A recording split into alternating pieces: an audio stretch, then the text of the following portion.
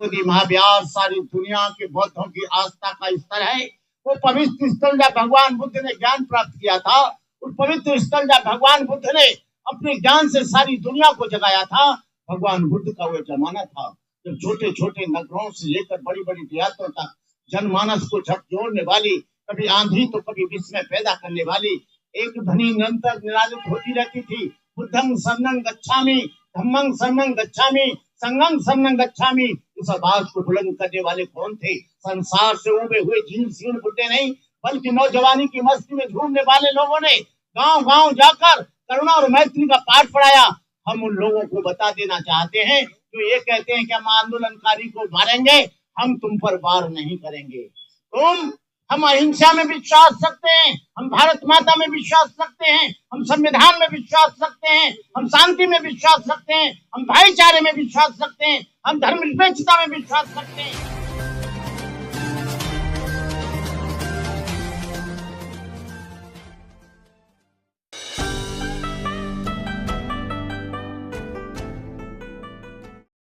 मैं जब से इस मूवमेंट चला है, चाहे नागपुर आकाश लामा जी गए हो, चाहे दिल्ली गए हो, चाहे पटना गए हो, चाहे बुद्ध गया आए हो, इस कार्य को एक लंबे समय से वो अपना घर परिवार, माँ बहन भाई, अपने घर की तमाम जिम्मेदारियों को छोड़कर वो कार्यक्रम में अग्रल धारा की तरह व्यस्त रहे। ये करुणाशील जी ने ठीक ही कहा, हमारी लड़ाई किसी ब्राह्मण, किसी जाति, किसी वर्ण, किसी व्यक्ति के खिलाफ नहीं है। हमारी लड़ाई जो काला कानून है 1949 एक्ट, उसके नष्ट करने की हमारी लड़ाई है। कोई व्यक्ति ये समझ ले कि यह किसी जाति, किसी वर्ण, किसी व्यक्ति, किसी धर्म के खिलाफ है, तो ये उनकी गलतफहमी है। आंदोलन पूरे देश के कोने कोने में, राज्य स्तरों पर, जिला स्तरों पर चल रहे हैं। लेह लद्दाख में चल रहा है, अरुणाचल, असम, मिजोरम, मेघालय में चल रहा है, आगरा में चल रहा है, कानपुर में चल रहा है, महाराष्ट्र में चल रहा है, दिल्ली में चल रहा है। ये आंदोलन हमारा कोई हिंदू मैनेजमेंट के सामने झुकना नहीं है। हमारी जो मांग है 1949 एक्ट को बदलने की और पूरा का पूरा मैनेजमेंट बौद्धों के हाथ में देने की, ये सरकार 125 साल से नहीं सुन रही है, बिल्कुल सही बात है। लेकिन अब आकाश लामा जी ने और प्रज्ञाशील जी ने, मैं तो एक सिपाही हूं, मैं तो एक इसका अंग हूं, मैं भी इसके साथ जुड़ा हुआ हूं। लेकिन जब से आंदोलन शुरू हुआ है, तब से पूरे देश में चंदाखोरों की एक जमात तैयार होती जा रही है, एक बाढ़ आ गई है।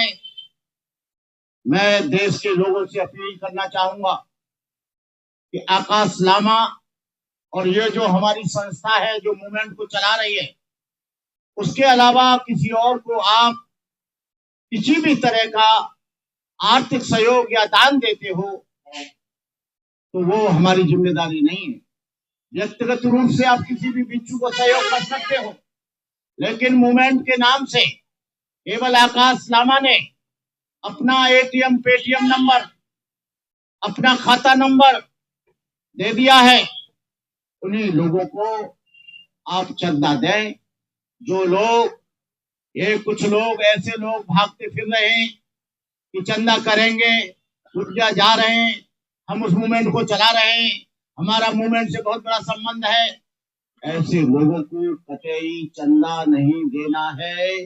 आप लोग यहाँ पर बुद्ध गया में आइए और डायरेक्ट आकर आपको जो भी देना है, खाना देना है, पानी देना है, चावल देना है, दाल देनी है, कोई और चीज देनी है, कुछ पैसा देना है, आप आकर बुद्ध गया में आप दे सकते हैं। और इसका पूरा का पूरा ट्रांसपेरेंसी रहेगी। पारदर्शिता रहेगी, एक भी पैसा इसमें से दुरुपयोग नहीं होगा।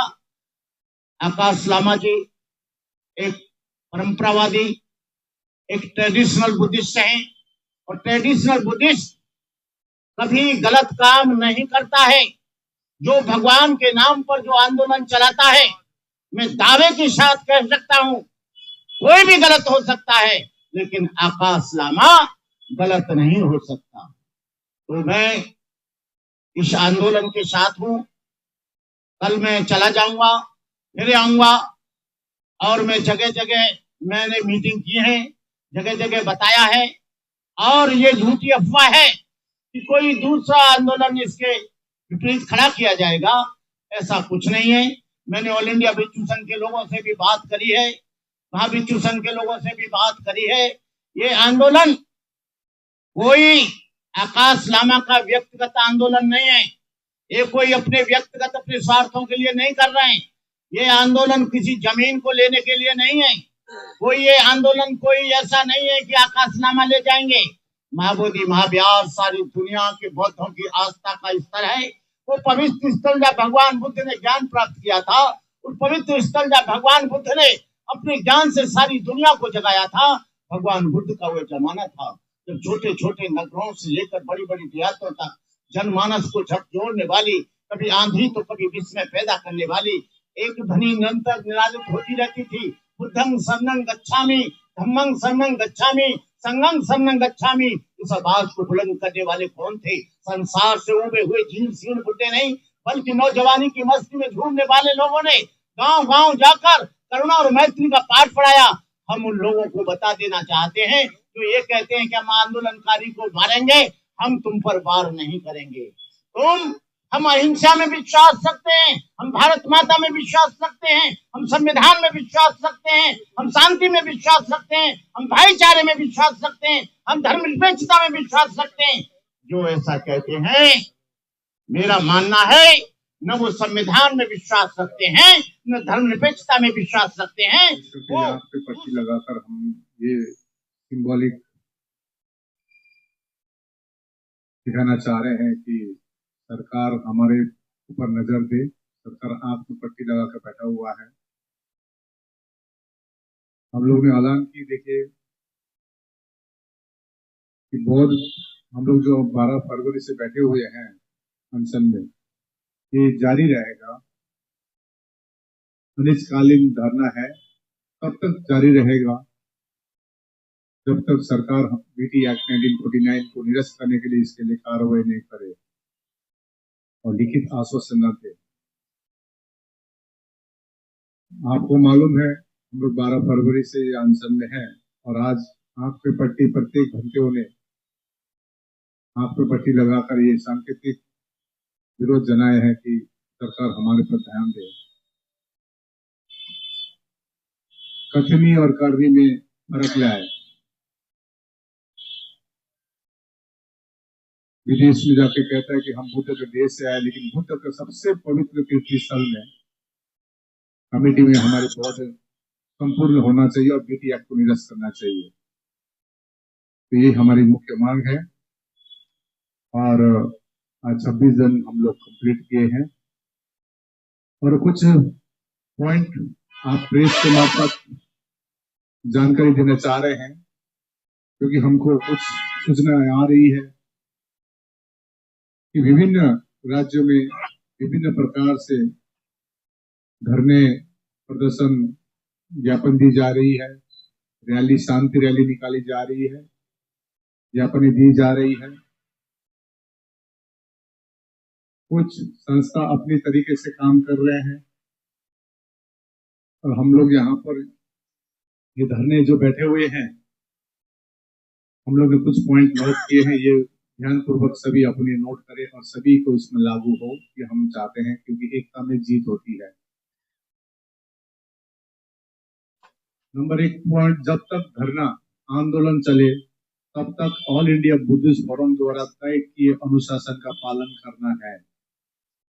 फिर से मैं रिपीट कर रहा हूं, जब तक धरना आंदोलन चले तब तक ऑल इंडिया बुद्धिस्ट फोरम द्वारा तय किए अनुशासन का पालन करना है।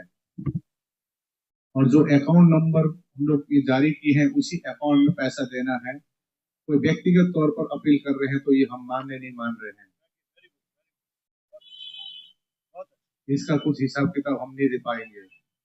और हमारे विशेष करके हम लोग ने प्रशासन डीएम को हम लोग ने एक चिट्ठी दी है, जिसमें आकाश लामा, जम्बू लामा, बनते प्रज्ञशील महाथेरो, बनते करुणाशील राहुल, इसी प्रकार बनते विनय रोकित, बनते सुनीत पाल, बनते करुणाकर, बनते विनय रोकित, ए जिम्बा, लोबजंग तामंग, एमके योंजन, इन्हीं जो नाम दिए हैं, इन्हीं नाम से ही जो ये पे जो लेटर दिया गया है, इनके जो प्रेस रहेगी ये ऑफिशियल प्रेस मीट रहेगी। नंबर 2, कोई भी भिक्षु या उपासक व्यक्तिगत प्रेस कॉन्फ्रेंस नहीं करेगा। मैं फिर से रिपीट कर रहा हूं, कोई भी भिक्षु उपासक व्यक्तिगत प्रेस कॉन्फ्रेंस नहीं करेगा। नंबर 3, कोई भी सदस्य सार्वजनिक रूप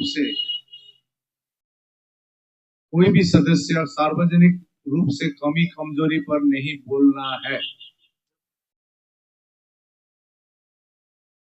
कोई भी सदस्य सार्वजनिक रूप से कमी कमजोरी पर नहीं बोलना है। यदि किसी को बोलना है तो व्यक्तिगत रूप से हमारे पास आए और उसमें निदान करे। नीतिगत नंबर 4, नीतिगत निर्णय पर निर्धारित व्यक्ति, जो अभी हम लोग जो डीएम को दिए हैं लिस्ट,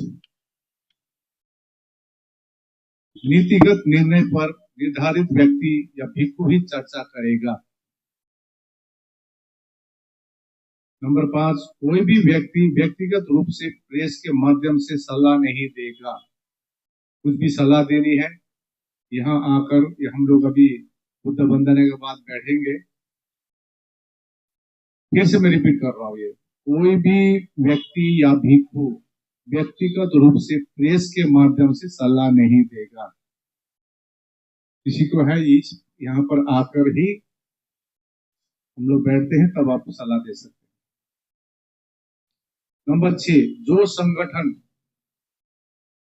या संगठनकर्ता अपने शहरों पर रहकर कार्य कर रहे हैं, फिर से मैं रिपीट कर रहा हूँ, जो संगठन या संगठनकर्ता अपने अपने शहरों में रहकर कार्य कर रहे हैं, वे सभी ऑल इंडिया बुद्धिस्ट फोरम के समर्थन में अपनी बात कहे। कि हमारी अनुरोध है। फिर से रिपीट कर रहा हूँ, जो संगठन या संगठनकर्ता अपने अपने शहरों में रहकर कार्य कर रहे हैं, वे सभी ऑल इंडिया बुद्धिस्ट फोरम के समर्थन में अपनी बात रखे। हमारी ये अनुरोध है। नंबर 7वां पॉइंट, सभी स्टेट कमेटी को अपनी मेमोरेंडम देंगे, अपनी एमपी और एमएलए को, अपने एमपी और एमएलए को मेमोरेंडम देंगे। सभी स्टेट कमेटी को अनुरोध किया जाता है हेल्प के लिए टू रिपील बीटी एक्ट 1949। अपने एमपी और एमएलए को पत्र देंगी और ये पत्र